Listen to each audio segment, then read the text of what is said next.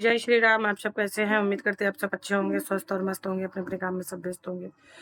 तो जैसे कि गाइस आप देख रहे हो कि इनका मैटर रुकने का नाम ही नहीं ले रहा है। ये औरत इतनी मतलब बदतमीजी पे उतर पड़ी है जिसकी कोई सीमा नहीं है। और बदतमीजी पे भी आदमी गाइस जब उतरता है ना, जब उस लायक हो, ठीक, लायक भी नहीं है और कहते हैं एक लायक भी नहीं, नालायक भी है। और सीमाएं देखो कितनी क्रॉस जा रही हैं। जैसे कि हमने आज 2-4 वीडियो देखी थी अभी, तो दूसरी एक एक दो बोल रही हैं कि जब घर की बहू अच्छी होती है तो सबकी बुद्धि ठिकाने लगा देती है। अरे भाई तू भी उस कैटेगरी की होगी। घर की बहू अगर अच्छी होगी तो ये कहो कि परिवार को लेके चलती है। हमें लग रहा है कि तुम भी अपने परिवार में यही करती हो, तभी तुम आज उसकी सपोर्ट में बातें मार रही हो। और दूसरी कह रही है कि देखो उसकी चमची ने डाल, संजना की चमची ने डाला है। कोई कह रहा है इसको पैसे दिए। हाँ भाई हमको पैसे दिए, बता बोलने के लिए। तुझे भी चाहिए, तुझे भी चाहिए, तुझे तू भी ले आके आ। तुझे भी शायद मिले है ना, तभी तू भी, अगर हम चमची है तो तू भी चमचा है ना फिर उसका। इसलिए अपना ज्ञान अपने पास रखो, नहीं तो इतने रैपटे पड़ेंगे ना। छठी की दूध याद आ जाएगा, ध्यान रखना कि छठी की दूध कैसे पिया था। जैसे कि गाइस आप लोगों ने देखा कल उसकी संजना के लिए और उसकी लड़की के लिए इतने कितना गंदा बोला कि तू मरेगी, कब तेरा बच्चा। ठीक, मेरे मुंह से तो निकलने में भी पूरा शब्द वो लग रहा है कि जो बच्चा अभी ढंग से कहते नहीं है कि सोने के अलावा उसको अभी कुछ भी नहीं पता है कि कब सूसू कर रही, कब पोटी कर रही वो है। उस बच्चे के लिए एक दिन तब तो लगा दी इसने कि वेलकम टू भांजी। और ये उसी भांजी को तू इतना गंदा बोल रही है। तुझे नरक में जगह नहीं मिलेगी। नरक में एक मान भांजे के लिए इतना गलत बोलना कितना गंदा है। और उसी के मतलब उसी का पहना कपड़ा पहनेगी, उसी की ज्वेलरी पहनेगी, उसी को आप शब्द बोलेगी। वाह। और उसी से बनाई हुई पहचान है, उसी की लाई हुई है कि अगर आज वो ना लाती तो तू कहां से मुंह चलाती। तो थोड़ा शर्म कर लिया कर, ठीक है। वो तो सच कह रही है अपने वीडियो में कि हम तो उस बच्चे को भी, तुम्हारे बच्चे को भी नहीं बोल पाएगी वो, क्योंकि वो उसके भाई का खून है। तो इसको गाइस बिल्कुल बिल्कुल ये बेशर्मी पे उतर पड़ी है और लोगों को अब धमकी और दे रही है। लोगों को धमकी पे धमकी दी जा रही है। करे बुते कुछ नहीं है, दूसरे कंधे पर तलवार धर के चला रही हैं। कर कुछ नहीं पाएंगी, बस मुंह चलाने में एक्सपर्ट है। गांव का कुत्ता भी शेर होता है जनाब। गांव के बाहर फिर तुम्हारे बाप गए तो थे, जो बोल रही थी ना, आ जाइयो अगर एक बाप का दूध पिया हो, एक माँ का दूध पिया हो, एक बाप से हो तो आ जाइयो, अकेले आइयो, फलाना आइयो। तो तुम्हें बताया तो था तुम्हारे बाप ने, और गए भी थे तुम्हारे बाप, फिर क्यों नहीं मिली? और क्यों तुम्हारे पट्ठा नहीं मिले? 15 पट्ठा जो थे कहाँ छुप गए? पर तुम्हारे 15 पट्ठा, हमें लग रहा है 15 पट्ठों ने माँ का दूध नहीं पिया था, इसीलिए 15 पट्ठे नहीं निकल पाए। जगह भी तुम्हारी दी गई कि 3 गांव छोड़ के जगह भी तुम्हारी और एरिया भी तुम्हारा। 350 किलोमीटर चल के गया था बंदा, क्यों नहीं के मिली थी? और क्यों तुम्हारे पट्ठे नहीं मिलने गए? क्या हुआ? गांव के कुत्ते भी शेर होते हैं, ठीक है। ये गांव के बाहर कुछ दूसरे के मोहल्ले में, अगर एक गांव तो बहुत दूर रहा, कुत्ते भी अपने मोहल्ले के शेर हैं। एक मोहल्ले छोड़ के दूसरे मोहल्ले में जाते हैं, वो भी पूंछ गदरों में दबा लेते हैं। तो इसलिए मैडम माया शांति से बैठ जाओ।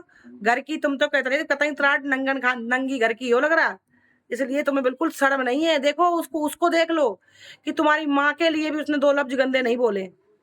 वो यही बोली, एक ये संस्कार होते हैं और एक तुम्हारी माँ के दिए हुए संस्कार है।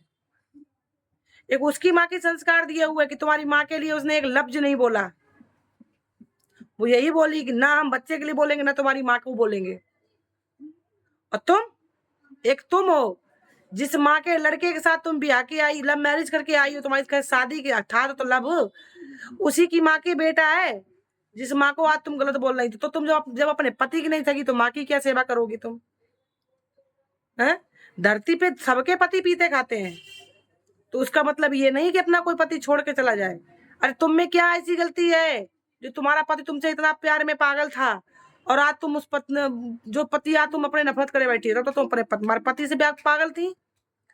वहां पे साफ साफ जाहिर दिख रहा है कि या तो तुम गलत हरकतों पे गई हो, इसलिए तुम्हारे पति से तुम्हें नफरत हो रही है। ऐसे तो कोई अपने पति से नफरत कर नहीं लेगा जब तक उसको दोबारा दूसरी एरिया की हवा नहीं लग जाएगी। तो इसके मतलब तुम्हें हवा लगी है, इसीलिए तुम पागल हुई पड़ी हो। मगर इतना बता दें, जो तू पहले पति की नहीं हो पाई है ना, तो तू किसी की नहीं हो पाएगी। ठीक है, आज की डेट में 70% आदमी नहीं 80% आदमी ड्रिंक कर रहा है।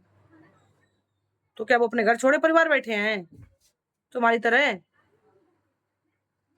और इस बुढ़े में क्या लाल लगे, हमारे समझ में नहीं आ रहा है कि इस बुढ़े के साथ कोई नहीं, वो इस बुढ़े में क्या लालच, तुझे लालच मिल गया?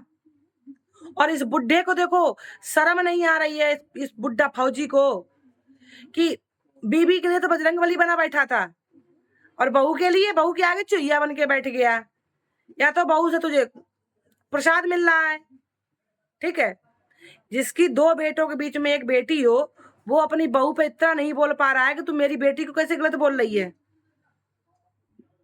जब जूझता था तो बेटी इलाज कराती थी, तो उसके बाप के मुंह से ये नहीं निकल रहा है कि तू मेरे मतलब बाप के लिए, मेरी बेटी के लिए ऐसे कैसे बोल रही है। और मेरी बेटी के अभी पहला बच्चा, मेरी नातिन आई है, तू उसके लिए कैसे बोल रही इतना गंदा गंदा? तुम बाप हो कि बाप के नाम पे कलंक हो? मुझे तो यही लग रहा है कि तुम बाप के नाम पे कलंक हो, बाप नहीं हो। अगर बाप होते ना तो अपना कहते नहीं कि बीबी बीबी चलो नफरत हो जाती है, मगर बच्चे बच्चे देख के आदमी जीता है। मगर ये तो बाप ऐसा है कि बच्चों से कोई मतलब ही नहीं है। जैसे लग रहा है कि बच्चा इसने इसी को पैदा किया है जो इसके पास रह रही है। मतलब एक सज्जन आदमी अगर होता कोई तो चलो मानते भी, इतना बड़ा मतलब कहते नहीं कि इतना नंबर 1 का नशेड़ी आदमी, इसका ससुर, उसके साथ देखो इसकी कितनी अच्छी पट रही है। और शरीफ इंसान जो सास शरीफ है, जो बिल्कुल सीधी, जिसने इसे अपने कहते नहीं कि कैसे कैसे अपने इसे रखा, इसका जब बच्चा हुआ कैसे कैसे इसको कीपो रखा, वो इसके लिए बुरी हो गई। मजा की बात देखो, वो इसके लिए बुरी है और नंबर 1 का 2 कौड़ी का आदमी वो इसके लिए अच्छा है। धमकी देती है आ जाइयो गांव में इतना। अरे वो पट्टा तुम्हारे लिए शेर है, पट्टा क्यों नहीं कर गए? खुला चैलेंज देके पहुंचे हैं, क्यों नहीं दिया चाहे उसमें? क्यों नहीं तुम्हारे पट्टे गए? बस फिस हो गई। ये पट्टों के दम पे बंदूक मत चलाओ, जो पट्टे पे रखे ना, पट्टों के चक्कर में कंधे बंदूक रख लेती हो, चलाने लगती हो। ये ऐसे किसी दिन तुम्हारे ही लगेगी, किसी की नहीं लगेगी। और अपने दम पे अगर चला के सीखोगी ना तो शायद उसमें कामयाब होगी, घर बस जाएगा। ये पट्टे कभी नहीं चाहेंगे तुम्हारा घर बसे। जब सीधे जाने की जो ससुर, कैसा बाप है, बाप को हमें लग रहा है कि एक लड़के का घर बिगाड़ रहा है बाप, एक अपने बेटे का ही घर बिगाड़ रहा है बाप।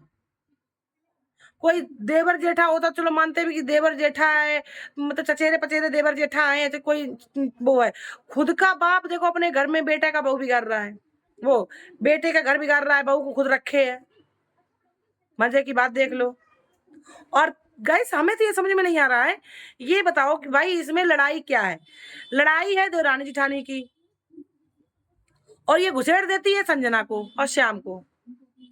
ये आप लोग खुद बताओ कि कल ये श्याम के बाप तक गई है, श्याम के परिवार पे गई है, श्याम के बच्चे पे गई है, संजना पे गई, इसने कहाँ तक कितना अच्छा किया। और इतनी बड़ी अगर शर्म वाली हो तो वो मांग तो रही है अपनी चीज, बत अपना जेवर मांग रही है, अपने कपड़े मांग रही है, क्यों नहीं दे रही हो जब वो इतनी बुरी है? हमें तो अगर कोई नजर में, अगर हम किसी की नजर में इतने, हमारी नजर में कोई इतना बुरा हो ना, तो उसका दिया हुआ रखा हुआ सारा सामान उसको वापस दे दें बिना मांगे कि भाई मुझे इस इंसान से इतनी नफरत है, मुझे इसकी चीज भी नहीं लेनी है। वो तो जमक खड़ी हो जाती है, हमारा ऐसे ऐसे करके दिखाती है। वो कहते नहीं है कि जो औरत इज्जतदार घर से, एक अच्छे खानदान से होती है ना, वो हमेशा अपने परिवार की इज्जत अपने घर में रखती है। जैसे बड़ी वाली बहू है, वो अच्छे खानदान से है, क्योंकि उसके घर में सब सरकारी गवर्नमेंट जॉब वाले हैं, तो वो तो अच्छे खानदान से तो अपनी घर की इज्जत बाहर नहीं निकाल रही है। और ये नंगटो खानदान की है, घर में नहीं दाना अम्मा चली बुझाना, घर में तो कुछ देखा नहीं, तो एकदम देखते अरे उसकी आंखें फटी की फटी रहेगी, अरे उसने सोचा कि अरे ये तो नंगा नाच करके पहले इसको हड़पो, जैसे हड़प पाओ। तो बेटा ऐसे नहीं हड़पने पे पाओगी, ऐसे नहीं हड़प पाओगी, ठीक है। ये सोचो तुम ऐसे हड़प लो, उसमें जितने हिस्सा है ना पूरे होंगे कानून की। तुम चाहे अपना सर पटक पटक के रोज लड़ो, रोज चाहे तुम नंगा नाच करो, कानून के तौर पे 3 हिस्से होते हैं, 3, और चौथा माँ का हिस्सा। अभी माँ भी जिंदा है, ये तो है नहीं कि माँ है नहीं तो उसे हिस्सा नहीं मिलेगा। उस घर में अगर संजना नहीं लेगी तो 3 हिस्सेदार हैं, और अगर संजना ने भी अगर जिद पे अड़ गई, हम तो यही कहेंगे कि ऐसे के साथ ना लो अपना हिस्सा, चाहे किसी को भी दान कर देना। तो कानून के तौर पर तुम कुछ नहीं कर पाओगी, और जो तुम्हारे फर्जी, अगर तुम्हारे जो गवाह गारंटर बन के जबरदस्ती तुम चुपचाप करवा भी लोगी ना, तो गारंटर गवाह सहित और लेखपाल सहित अंदर चले जाते हैं 420 में, और ये दुकरा जाएगा वो अलग। ये पता है कुछ, अगर छुपा रुस्तम कुछ कर भी दिया जाएगा, कानून के तौर पे पूरे हिस्से बराबर होंगे। और जब जमीन जायदाद कराई जाती है ना तो उसमें गवाह लगते हैं, तो गवाह भी अंदर ठुके ठुके दिखाई देंगे। इसलिए ये तो कोई लड़ाई की जड़ी नहीं है भैया, इसमें लड़ाई क्या है, इसमें तो आराम से समझौता कर लो, इसमें लड़ने की क्या बात है बताओ। कोई नहीं अपना हिस्सा छोड़ देता है, चाहे वो एक ब्रस्त जगह क्यों ना हो, एक ब्रस्त की जगह पे चार्ज शुरू हो जाते हैं, लाठी चार्ज, ठीक है। वो तो उनका पूरा पूरा भी बंटवारा पड़ा है, और छोड़ देगा, तुम चाहे हाय करो चाहे दैया, कुछ नहीं होना, बस मुंह चला के भौंकती भौंकती शांत हो जाओगी।